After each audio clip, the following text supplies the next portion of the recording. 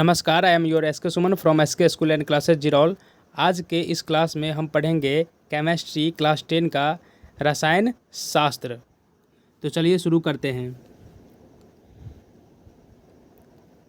रासायनिक अभिक्रिया एवं समीकरण पहला चैप्टर है हमारा, फर्स्ट चैप्टर रासायनिक अभिक्रिया एवं समीकरण।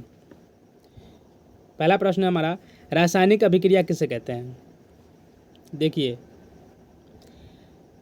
जब कोई पदार्थ अकेले या किसी अन्य पदार्थ से क्रिया करके भिन्न गुण वाले नए पदार्थ का निर्माण करता है, उस प्रक्रिया को रासायनिक अभिक्रिया कहते हैं।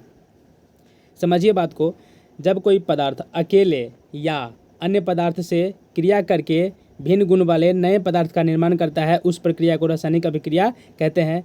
कोई भी पदार्थ अकेले या किसी अन्य पदार्थ से संयोग करके क्या बनाता है, कुछ पदार्थ बनाता है जो पहले के पदार्थ के अपेक्षा उसका गुण क्या होता है, भिन्न होता है, अलग हो जाता है।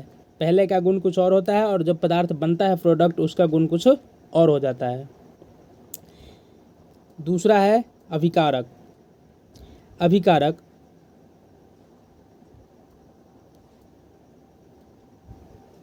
जो पदार्थ रासायनिक अभिक्रिया में भाग लेकर नए पदार्थ का निर्माण करता है, उसे अभिकारक कहते हैं। जो पदार्थ रासायनिक अभिक्रिया में भाग लेता है और नए पदार्थ का निर्माण करता है, जिसका गुण उस पदार्थ से अलग होता है, तो उसे हम अभिकारक कहते हैं। तो पहले क्या था हमारा अभिकारक, देखो इधर यहाँ पर लिखा हुआ है अभिकारक, ये हो गया अभिकारक आपका। तो ये भाग ले रहा है कौन, रासायनिक अभिक्रिया में, H2 और प्लस Cl2। प्रतिफल, रासायनिक अभिक्रिया के फलस्वरूप जो नए पदार्थ का निर्माण होता है, उसे प्रतिफल कहते हैं। जैसे HCl, H2 और प्लस Cl2 को जब मिलाया तो क्या बना, HCl। इसी को हम कहते हैं प्रतिफल, प्रोडक्ट कहते हैं इसे। जो हमें प्राप्त होता है उसे प्रतिफल कहते हैं। रासायनिक अभिक्रिया की विशेषताएं लिखिए। क्या क्या विशेषताएं होती है रासायनिक अभिक्रिया की, इसके बारे में विशेषताएं। तो ए विशेषता ये होती है कि गैस की उत्पत्ति। रासायनिक अभिक्रिया में क्या होता है, गैस की उत्पत्ति होती है। अवक्षेप का बनना, रासायनिक अभिक्रिया में अवक्षेप का बनना भी होता है, अवक्षेप भी बनता है रासायनिक अभिक्रिया में। फिर सी में हमारा रंग में परिवर्तन। रासायनिक अभिक्रिया के फलस्वरूप रंग में परिवर्तन होता है किसी भी पदार्थ का। ताप में परिवर्तन, रासायनिक अभिक्रिया के फलस्वरूप ताप में भी परिवर्तन होता है। ई अवस्था में परिवर्तन, रासायनिक अभिक्रिया में अवस्था में भी परिवर्तन होता है। क्वेश्चन नंबर 5 है, रासायनिक समीकरण किसे कहते हैं। रासायनिक अभिक्रिया में भाग लेने वाले पदार्थ के सूत्रों एवं संकेतों की सहायता से संक्षिप्त निरूपण को रासायनिक समीकरण कहते हैं। तो उसमें जो भाग लेता है उसकी संकेत के संक्षिप्त निरूपण होना चाहिए, उसे हम क्या कहते हैं, रासायनिक समीकरण कहते हैं। जैसे हाइड्रोजन का संकेत होता है H, तो इसका संकेत में सूत्र में क्या लिखेंगे हम, H2। ये तो सूत्रों एवं संकेतों की सहायता से संक्षिप्त निरूपित अगर हम कर दें तो उसे हम कहते हैं रासायनिक समीकरण। रासायनिक समीकरण H2 plus Cl2, H2 plus Cl2, इसका संक्षिप्त निरूपण है हाइड्रोजन का और क्लोरीन का। तो हाइड्रोजन और क्लोरीन मिलकर के HCl बनाता है, हाइड्रो क्लोराइड अम्ल,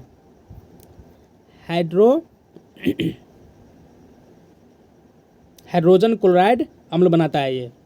संतुलित रासायनिक समीकरण, संतुलित रासायनिक समीकरण किसे कहते हैं। जिस रासायनिक समीकरण के दोनों ओर के तत्वों के परमाणुओं की संख्या बराबर होती है, उसे संतुलित रासायनिक समीकरण कहते हैं। H2 प्लस Cl2 बनता है HCl, हाइड्रोक्लोरिक अम्ल बनता है, इसे हाइड्रोजन क्लोराइड अम्ल भी कहते हैं। H2 plus Cl2 HCl, Mg plus Cl2 MgCl2। यहाँ पर संतुलित रासायनिक समीकरण के दोनों ओर तत्वों की परमाणु की संख्या बराबर होती है। यहाँ पर गिनती करके हम चेक कर लेते हैं कि बराबर है कि नहीं है। चलिए, H2, यहाँ पर हाइड्रोजन कितना है, 2। यहाँ पर हाइड्रोजन कितना है, पीछे में जो 2 लग गया तो ये भी हाइड्रोजन 2। यहाँ पर क्लोरीन कितना है, 2, और इसके पीछे 2 लगा हुआ है, इसीलिए क्लोरीन भी 2 होता है। मैग्नीशियम, यहाँ एक मैग्नीशियम और यहाँ एक मैग्नीशियम, क्लोरीन यहाँ पर 2 और यहाँ भी 2, तो ये क्या है, संतुलित रासायनिक समीकरण कहते हैं। असंतुलित रासायनिक समीकरण, ये वाला असंतुलित रासायनिक समीकरण, जिस रासायनिक समीकरण के दोनों ओर के तत्वों के परमाणुओं की संख्या बराबर नहीं होती है उसे असंतुलित रासायनिक समीकरण कहते हैं। तो दोनों ओर के तत्वों की परमाणुओं की संख्या बराबर नहीं हो तो उसे हम असंतुलित कहते हैं। यहाँ पर चेक करिए, H2 प्लस Cl2 HCl, तो H2 यहाँ पर हाइड्रोजन की परमाणु की संख्या कितनी है, 2 है, यहाँ पर कितनी है, 1 है, यहाँ पर गौर से देखिए, यहाँ पर 2 और यहाँ पर 1। क्लोरीन यहाँ पर 2, यहाँ पर 1, कुछ नहीं है तो 1 है, तो ये हमारा असंतुलित रासायनिक समीकरण है, क्योंकि इसमें हाइड्रोजन 2 है और यहाँ पर हाइड्रोजन 1 है। क्लोरीन यहाँ पर 2 और क्लोरीन इसमें प्रतिफल में 1 ही है। चलिए, निम्नलिखित रासायनिक समीकरण को संतुलित कीजिए। Magnesium plus HCl MgCl2 plus H2, यहाँ पर कैसे करेंगे देखिए, मैग्नीशियम 1, हाइड्रोजन 1, यहाँ पर हाइड्रोजन 2 है, इसीलिए हमने हाइड्रोजन के पीछे क्या लगा दिया, HCl के पीछे हमने यहाँ पर 2 लगाया, ये वाला 2, ये देख रहे हो, 2 लगाया हमने, 2 यहाँ पर लगाया, 2 ये वाला 2 लगाने से क्या होगा, हाइड्रोजन हमारा 2 होगा।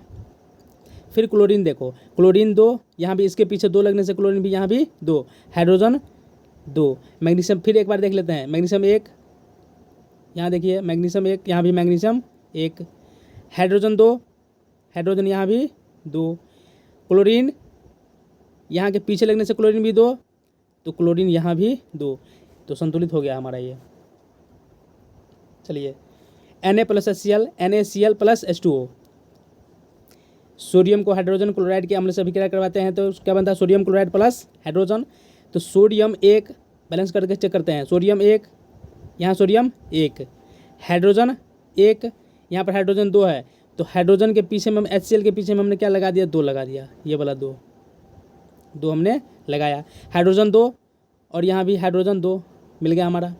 क्लोरीन के इसके पीछे में 2 लगने से क्लोरीन 2 और क्लोरीन इसके पीछे में 2 लगने से हमारा क्लोरीन यहाँ पर 2 हो गया। लेकिन सोडियम को गौर से देखिए, यहाँ सोडियम 1 था ना, इसके पीछे हमने 2 लगाया तो सोडियम भी 2 होगा। अब फिर से देखते हैं एक बार, सोडियम 2, यहाँ भी सोडियम 2,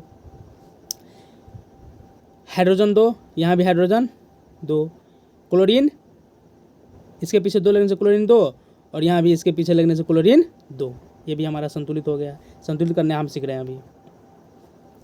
जिंक प्लस HCl, इसको मिटा देते हैं, जिंक प्लस HCl क्या होगा, ZnCl2 प्लस H2, संतुलित करते हैं, इसको संतुलित करते हैं। अब तो जिंक कितना है, 1, यहाँ भी 1, हाइड्रोजन यहाँ पर देखो 1 है, इसमें 1 हाइड्रोजन है, यहाँ पर हाइड्रोजन 2 है, तो इसके पीछे हमने 2 लगा दिया, यहाँ 2 लगाया तो हाइड्रोजन 2 हो गया और क्लोरीन भी इसके पीछे 2 लगने से क्लोरीन भी 2 हो गया। एक बार फिर से चेक करते हैं कि बैलेंस हुआ कि नहीं हुआ।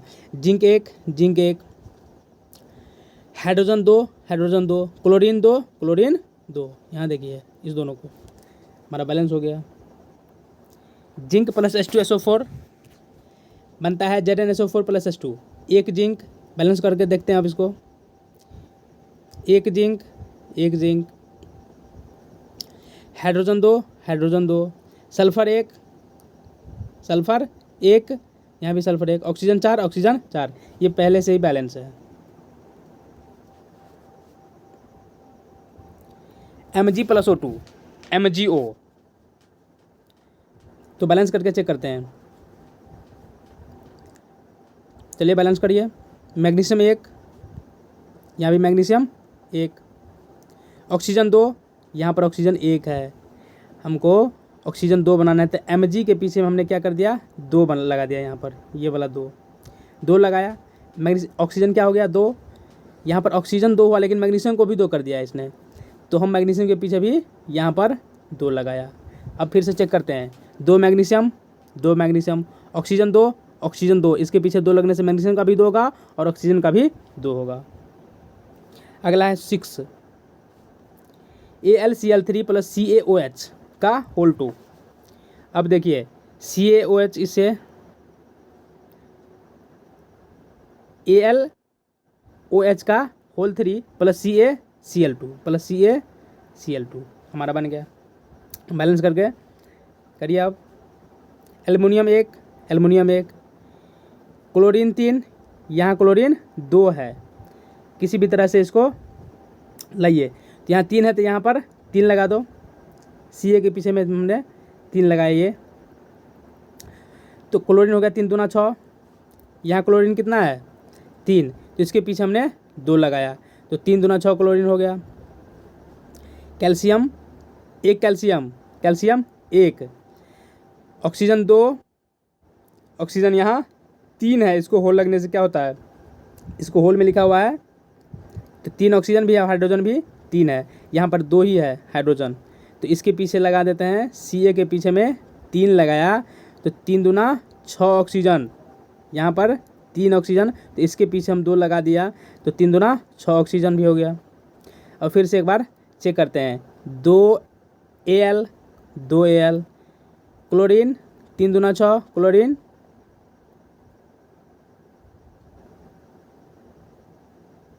3 दूना 6, कैल्शियम 3, ऑक्सीजन 3 दूना 6, ऑक्सीजन 3 दूना 6, हाइड्रोजन 3 दूना 6, हाइड्रोजन 3 दूना 6, बैलेंस हो गया ये।